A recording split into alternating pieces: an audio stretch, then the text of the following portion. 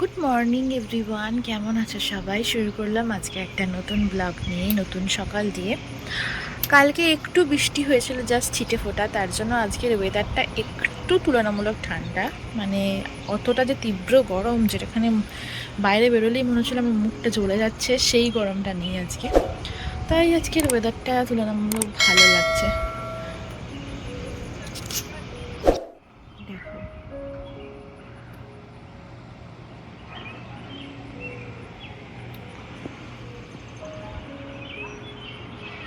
এর আকাশটা দেখে মনে হচ্ছে পুরো সমুদ্র একটা, সুন্দর লাগছে দেখতে। এরপর আমি একটা ঘড়িকে ছোট করছিলাম বাড়িতে। দেখো, অনেক কষ্টে একটা পিন খুলেছি, বাট আরেকটা পিন খুলতে পারছি না। আমেরিকাতে এরকম কোনো জায়গা নেই যেখানে আপনি গিয়ে বলবেন, আর এই যে আমার ঘড়িটা হাতে একটু বড় হচ্ছে, এটাকে একটু কেটে ছোট করে দিন, বা ঘড়ির ব্যাটারিটা শেষ হয়ে গেছে, পাল্টে দিন ব্যাটারিটা। আমাদের ওখানে যেমন এগুলো খুব ইজিলি 10 টাকা 20 টাকা দিয়েই কাজগুলো হয়ে যায়, এখানে কিন্তু সেরকম কোনো সিস্টেম নেই। এখানে যা করতে হবে নিজেকে, আর আর না হলে জিনিসটা ফেলে দিতে হবে, জিনিসটা বাতিল। তো এই জিনিসগুলো আমার খুব অবাক লাগে, তাই আমি এখন কষ্ট করে বাড়িতে এই ঘড়ির ঠিক করার একটা মেশিন পাওয়া যায়, সেটা আমার কাছে ছিল না।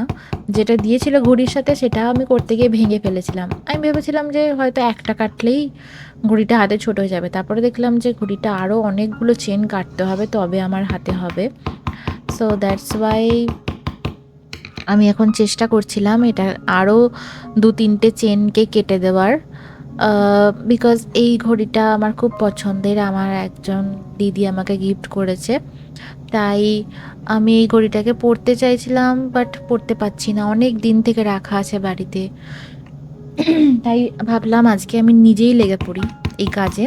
সেই জন্য দেখো, একটা সাঁড়াশি নিয়ে চলে এসেছি বাড়িতে। তো আমার এসবের অনেক জিনিস আছে বাড়িতে, মিন্স আমার বর্ধমানে বাপের বাড়িতে, যেখানে অনেক এইসব আমি করতাম, মানে অনেক প্লাস, তারপরে খুঁটিনাটি জিনিস, আর্ট অ্যান্ড ক্রাফটের এক গামলা আমার জিনিস তোলা আছে ঘরেতে। আমার মা ওটাই বলে যে ওইসব জিনিসগুলো পচে যাচ্ছে, এখানে জং ধরে যাচ্ছে, কি হবে, ওগুলো ফেলে দেবো? মানে এত জিনিস রাখা আছে। দেখো, এত কষ্ট করে এখানে করতে হচ্ছে, হাতে ব্যথা হয়ে যাচ্ছে, যেখানে একটা প্লাসও নেই এখানে। বাট বাড়িতে আমার অনেক জিনিস আছে, ওখানে প্লাস, হাতুড়ি, মানে এইসব জিনিস নিয়ে আমি দিনরাত কাজ কারবার করতাম। স্ক্রু স্ক্রুড্রাইভার থেকে শুরু করে সমস্ত কিছু জিনিস আছে। তারপরে আমি আর্ট অ্যান্ড ক্রাফটের অনেক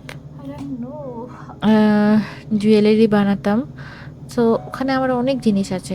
আমি অক্সিডাইজের হার বানাতাম, কানের বানাতাম, অনেক বিক্রিও করেছি। মানে ছোট থেকেই আমার মধ্যে না একটা ইনকাম করার, নিজে কিছু করব, নিজে টাকা রোজগার করব, এটার খুব ইচ্ছা, অদম্য ইচ্ছা। আমি কখনো চাইনি যে আমি বাবার ওপরে সমস্ত চাপটা দিয়ে দেব, বা মায়ের ওপরে সমস্ত চাপটা দিয়ে দেবো। আমি ছোট থেকেই চেষ্টা করতাম নিজে কিছুভাবে টাকা রোজগার করার।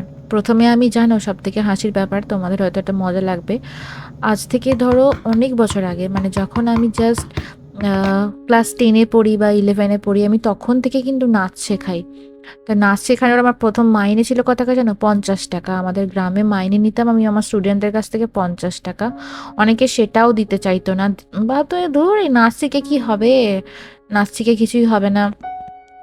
এরপরে খাওয়া দাওয়া করে নিয়ে আমি একটু ফল খাচ্ছিলাম। এখানে আমি একটা সবুজ আপেল কাটছিলাম। মাঝে মাঝে ইচ্ছা করে ফল খেতে, তারপরে আমি যে প্রতিদিন খাই সেটা কিন্তু না, ওই এক আধ দিন ইচ্ছা করে।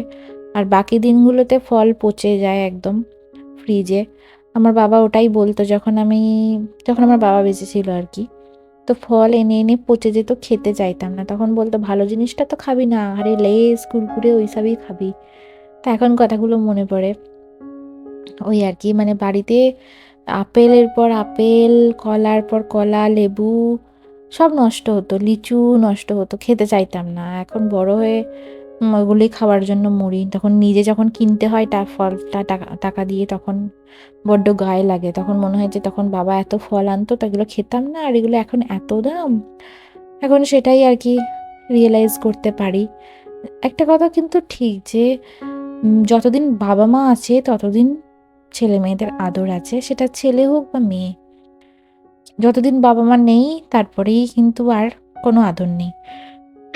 আমার ক্ষেত্রে যেটা আমি সবসময় ফিল করি যে যতদিন আমার বাবা ছিল ততদিন আমি একদম আহ, তুলোর মতন থাকতে পারতাম। তারপরে মায়ের ওপরে সব দায়িত্বটা চলে গেল, তখনও ভালো ছিলাম। এরপর বিয়ে হয়ে গেল হঠাৎ করে একদিন। তবে আমার সবসময় মনে হয় যে বাবা মায়ের আদরে যতদিন ছিলাম সেই জীবনটাই ভালো ছিল। এই জীবনটা যে কেন সৃষ্টি করেছে যে মেয়েদের বিয়ে হয়ে অন্যের বাড়িতে চলে যেতে হবে, অন্যের বাড়িতে গিয়ে থাকতে হবে, এই নিয়মটা যে কে করেছে ভগবান জানে।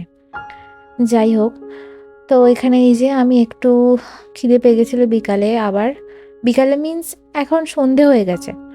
তো সন্ধেবেলায় এখানে আলো থাকে তোমরা তো জানোই। তো সন্ধেবেলায় আমি একটু দুধ গরম করে তাতে একটু চকলেট গুলে খাচ্ছিলাম। এটা কিন্তু কফি না, এটা দুধই। আমার দুধ খেতে খুব ভালো লাগে। এবার দুধটা, এই চকলেটটা অনেক দিন আগে আমাকে একটা দাদা দিয়েছিল, আমাদের বাড়িতে যখন বেড়াতে এসেছিল অনেকে, তখন দিয়েছিল। বাট আমি খাওয়াই হয়নি, পড়েই আছে। আমি বললাম না যে আমার কিচ্ছু খেতে ইচ্ছা করে না, পড়েই থাকে, জিনিস নষ্ট হয়। আগে যেখানে আমি কত চকলেট খেতাম, নিজেই কত চকলেট কিনতাম, এখন আর পড়েই থাকে, খেতে ইচ্ছা করে না। তো যাই হোক, দেখো আজকেও রাতে আমি এখন খেয়ে দিয়ে একটু হাঁটতে বেরিয়েছি। তার মধ্যে আমার হাতে খুব ব্যথা করছে। খাওয়ার পরে আমি হচ্ছে যে টেবিল মুছছিলাম, তো টেবিলটা মুছতে গিয়ে হাতটা এত জোরে ঠোকা লেগে গেছে, হাড়ে লেগেছে, বুড়ো আঙুলের এখানটা পুরো ফুলে গেছে, লাল হয়ে গেছে। বরফ দিলাম, বাট এই যে হাঁটছি মনটাও এদিকেই পড়ে আছে, সমানে হাতটা চিনচিন করে যাচ্ছে। আর আমার এত বিপদ কেন হয়, কেন? মানে একটার পর একটা একেতে আমার ডান হাতে এত যন্ত্রণা যে আমি প্রত্যেক দিন রাতে বেল্ট পরে শুতে হয়, একদিনও আমি বেল্ট ছাড়া ঘুমাতে পারি না। সো এটাই আর কি বলার। কেন এত বিপদ হচ্ছে পরপর, ভালো লাগছে না। কবে যে একটু শান্তি পাবো, কোথায় গেলে শান্তি পাবো কে জানে। একবারে গোবার ঘাটে গেলে শান্তি পাবো না। যাই হোক,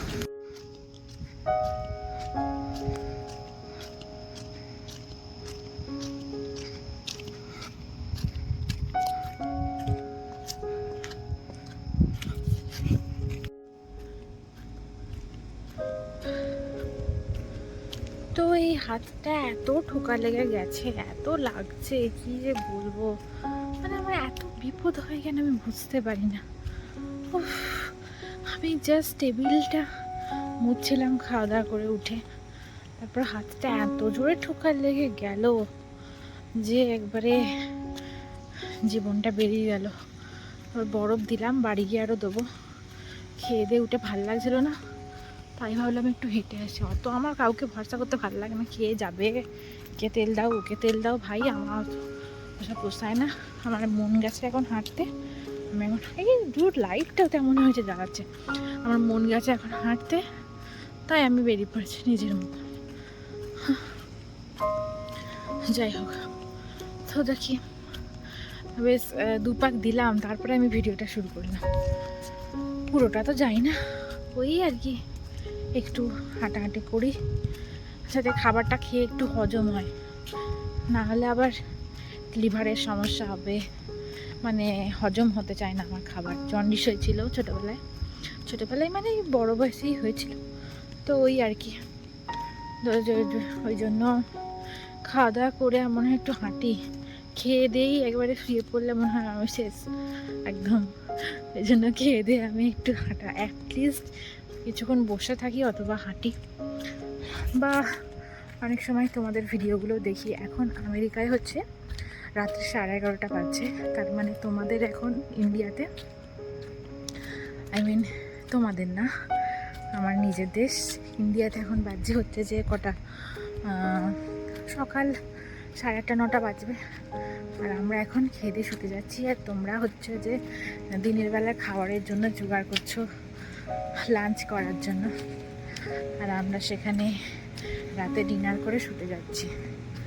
চলো, বেশি বক বক করবো না, বিকজ আমার হাতে লাগছে, আমি ডান হাতে ক্যামেরা ধরতে পারছি না, খুব লাগছে হাতটা। এমন হয়েছে এই হাতটাতে এত ফাঁড়া, তারপরে আবার আজকে এটা হলো। মানে ঠোকা খেতেই থেকে কিছু না কিছুতে। হাতটা এত ব্যথা করে আমি এখনও বেল্ট ছাড়া শুতে পারি না। যদি কোনোদিনও বাই চান্স বেল্ট পরতে ভুলে যাই হাতের, তাহলে সকালে উঠে আমার যন্ত্রণা শুরু হয়ে যাবে। সো সেই জন্য আমাকে প্রত্যেক দিন বেল্ট পরে শুতে হয় রাতে। যাই হোক, আজকে আকাশে চাঁদও দেখতে পাচ্ছি না, তারাও দেখতে পাচ্ছি না, কেমন একটা মেঘ করা ওয়েদার হয়ে আছে। তো যাই হোক, আমি এখন বাড়ি যাচ্ছি। ওকে, শেষ করছি আজকের ভিডিওটা। সবাই ভালো থেকো, সুস্থ থেকো। দেখা হচ্ছে তোমাদের সাথে পরের কোনো ভিডিওতে। টাটা। আর একটা জিনিসে তোমাদের কাছে আমি উত্তর চাই, সেটা হচ্ছে একটা মেয়ে কোথায় চোখের মণি হয়ে থাকে আর কোথায় গিয়ে সবার চোখের বিষ হয়ে যায়, সেটা অবশ্যই কমেন্টে জানাবে। এটা একটা ধাঁধা দিলাম। তো চলো, টাটা।